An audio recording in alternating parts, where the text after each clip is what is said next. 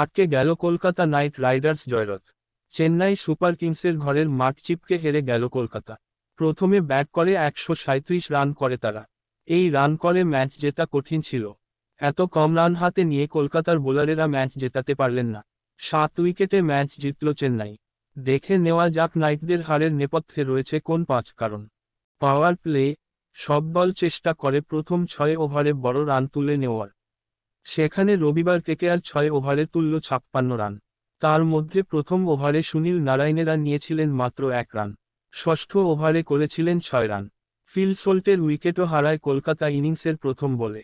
শুরুতেই বড় রান তুলতে না পারা বড় ধাক্কা হয়ে যায় কলকাতার জন্য। পুরো ইনিংসেই সেটার প্রভাব পড়ে। রক্ষণাত্মক ব্যাটিং। গোটা ইনিংসে কেকেআর 11টি 4 এবং 4টি ছক্কা মেরেছে। টি-20 ক্রিকেটে এত কম বাউন্ডারি মেরে ম্যাচ জেতা কঠিন। নারায়ণ মারেন 2টি ছক্কা। একটি করে ছক্কা মারেন অঙ্গক্রিস রঘুবংশী এবং রমনদীপ সিংহ। বাকি কোনো ক্রিকেটার ছক্কা মারতে পারেননি। টি-20 বাউন্ডারিরই খেলা। সেখানে কেকেআরের ব্যাটারেরা মারলেন মাত্র 4টি ছক্কা। হারের নেপথ্যে অবশ্যই বড় কারণ ছক্কা মারতে না পারা। বড় রানের জুটি নেই। কেকেআরের ইনিংসে সবথেকে বড় রানের জুটি 55 রানের। সেটি গড়েন অঙ্গক্রিস এবং নারায়ণ। তারা আউট হওয়ার পর আর কোনো বড় রানের জুটি নেই।